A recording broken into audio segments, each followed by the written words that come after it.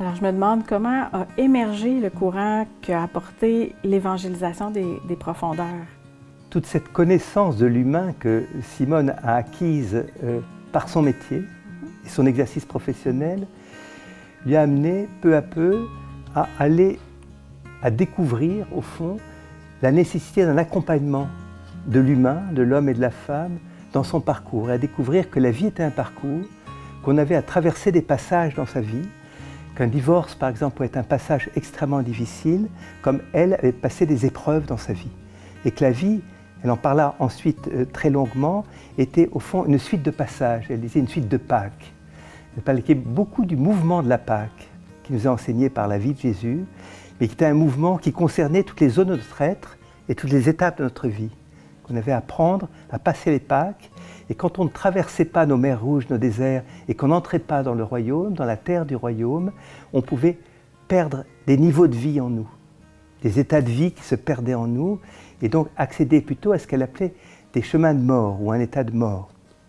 Parce que, au fond, le cœur de son enseignement, c'est de dire que la dialectique de l'enseignement de Jésus n'est pas une dialectique du bien et du mal, mais une dialectique de la vie et de la mort.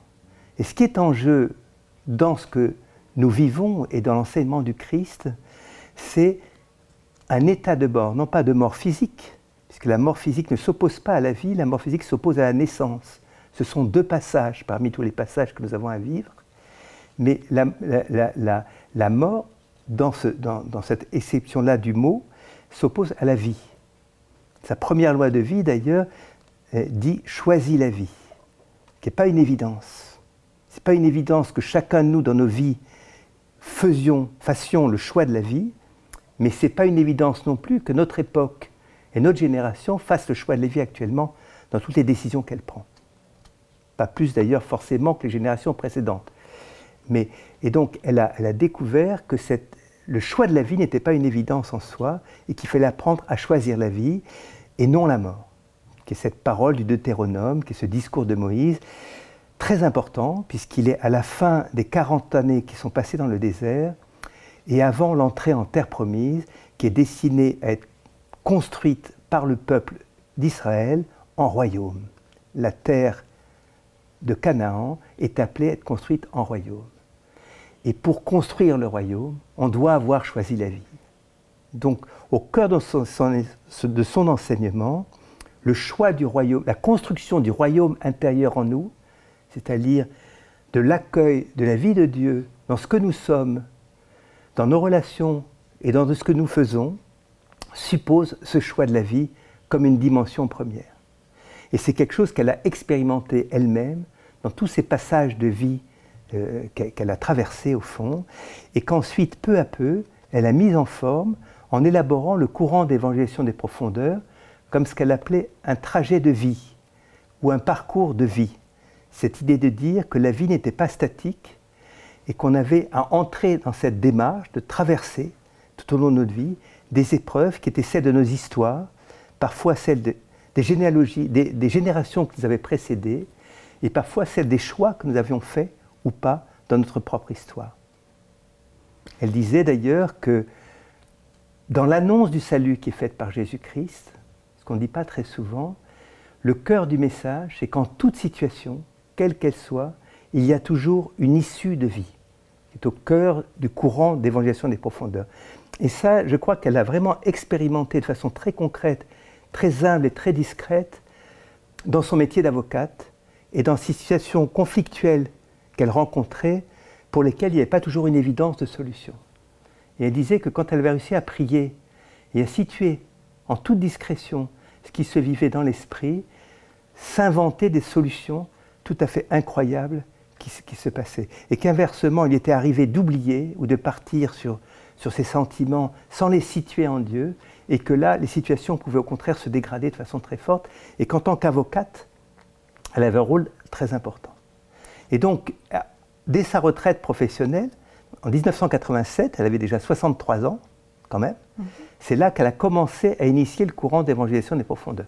Donc sa retraite, ça a été en fait un démarrage complètement nouveau. Tout le monde croit qu'elle avait 30 ans, que c'était une jeune femme en plein élan, mais elle avait déjà eu toute une vie, Et quand certaines personnes se mettent à cultiver leurs carottes, ou aller à la pêche à la ligne, ou à faire du bridge dans des salons, elle a initié ce courant d'évolution des profondeurs, mais qui était l'expression de tout ce qu'avait été l'épaisseur de sa vie avant.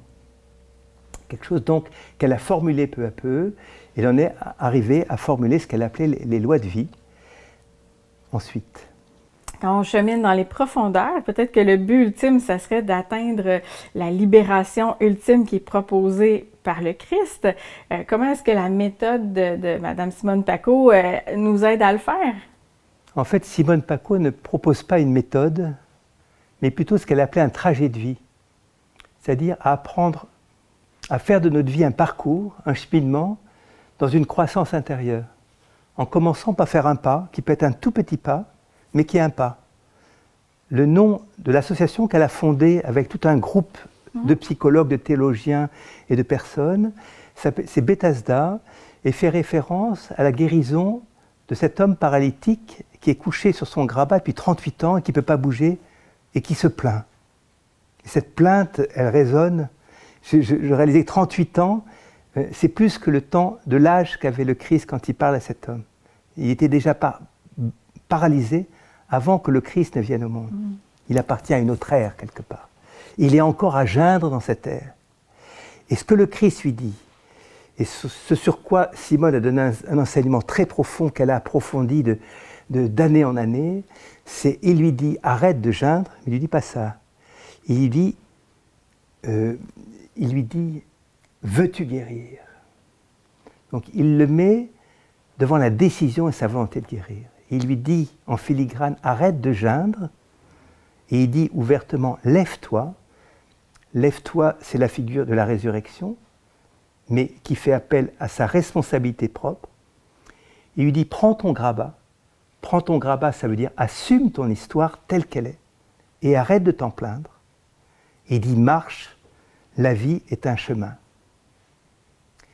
Et c'est évidemment extrêmement beau, ça a été commenté à des niveaux différents au fil de sa vie par Simone, cette mise en marche de l'humain.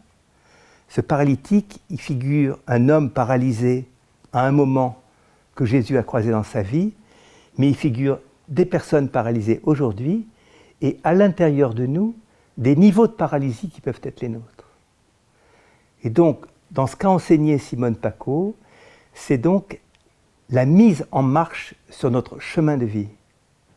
Le fait de sortir d'une immobilisation pour entrer dans la dynamique qui nous est enseignée par le Christ avec l'aide de l'Esprit. Elle a beaucoup parlé de l'Esprit, notamment dans son 4e livre qui s'appelait « Ouvrir la porte à l'Esprit », dans lequel elle dit « L'Esprit est là, on n'a pas à l'appeler, il est là, il nous entoure, il est présent partout ». Ce que dit la liturgie chrétienne depuis 2000 ans, et ce qu'on chante depuis 2000 ans, depuis les pères de l'Église jusqu'à aujourd'hui dans la liturgie chrétienne, qu'on n'a pas à l'appeler, il est là, mais on a à ouvrir la porte, c'est-à-dire à le laisser entrer dans toutes les dimensions de ce que nous sommes, dans l'incarnation qui est la nôtre, quelle que soit notre histoire. C'est extrêmement fort, et donc c'est très important de le dire et de le redire. Son enseignement n'est pas une gnose, n'est pas un enseignement de type anglo-saxon, de développement personnel, on aurait une méthode pour essayer de guérir son ego, mais c'est au contraire l'enseignement d'un trajet, mais qui va se faire avec le compagnonnage du Christ. Le mot de compagnonnage, elle a été compagne de l'Arche, était très important, et tous les accompagnements spirituels qu'elle a menés dans sa vie étaient une forme de compagnonnage. C'est-à-dire qu'on marche côte à côte, et dans cette marche, aidée, on va être épaulé par la présence de l'Esprit et on va découvrir comment l'Esprit en nous peut agir et combien la parole du Christ est agissante. Nous avons à redécouvrir ce que l'Église a transmis depuis toujours, c'est cette présence de la parole agissante aujourd'hui pour nous et pour chacun de nous dans ce que nous sommes. C'est tout le mystère de la résurrection. Comme le disait quelqu'un, c'est que chaque épreuve peut se transformer en expérience de vie, qui que nous soyons. Et ça, c'est vraiment au cœur de l'enseignement de Simone Paco, c'est qu'il y a toujours dans les réalités que nous traversons qui peuvent être terribles, et elle a vécu des épreuves terribles, je les raconte dans le livre, de façon discrète, mais je raconte cette difficulté qu'elle a vécue. Elle n'a pas du tout une vie facile, Ce n'est pas quelqu'un d'édulcoré, on pourrait dire. C'est une vie difficile avec des grandes ruptures durant sa vie, mais dans chaque situation, elle a appris à découvrir et elle a enseigné ensuite que chaque épreuve trouvait son issue de vie en Dieu. Pas forcément celle qu'on attend, mais une issue qui va nous faire grandir dans ce mouvement du passage du Christ par la croix vers la résurrection. Alors, qu'est-ce que Simone souhaite aux gens qui s'approchent de son enseignement? Je pense que Simone, d'abord, leur donne la bénédiction. Il y a une espèce de bienveillance de fond dans sa relation. Autant, il y a une fermeté extrêmement grande. Il y a des choses qui sont non négociables. Quand on est en transgression, on est dans la transgression. Par rapport, par exemple, à une loi de vie. C'est comme ça. Donc ça, c'est extrêmement faible. Mais il y a aussi une bonté. Et que la parole de Dieu est habitée à la fois de cette fermeté et de cette bonté, qu'on ne doit pas oublier la fermeté, mais on ne doit pas oublier aussi la douceur du Seigneur qui nous accompagne dans ce que nous sommes, avec nos fragilités, nos qualités et nos limites. Ça, c'est très important. Mais ce qu'elle dirait aujourd'hui à une personne, quel que soit son âge, fais le premier pas. Tu peux commencer ce chemin, si tu ne l'as pas commencé, commence-le en Dieu. Il y a un pas, il peut être infime, mais il y a un pas que tu peux faire aujourd'hui. Dans cette immédiateté du temps de Dieu, du temps biblique. Ce qui est très beau dans la Bible, c'est cet aussitôt biblique. Il y a des choses qui se passent dans une immédiateté. Et le paralytique de Bethesda peut avoir entendu 38 ans. Il y a l'aussitôt, il se lève. Il a attendu 38 ans, il a traité 38 ans, c'est presque une génération entière. C'est presque tout le temps qu'a passé le peuple hébreu au désert. Il va se lever dans l'immédiateté de la parole. Et je pense, avec l'énergie qui était la sienne, la tonicité qui était la sienne, elle dirait « Fais le premier pas aujourd'hui avec ce que tu as compris de ce que je dis ». Elle le dirait fermement, mais avec beaucoup de douceur. Un très grand merci de nous avoir partagé votre affection pour Mme Paquot et ses enseignements. Puis, assurément, on pourra découvrir votre livre avec intérêt. Merci à vous.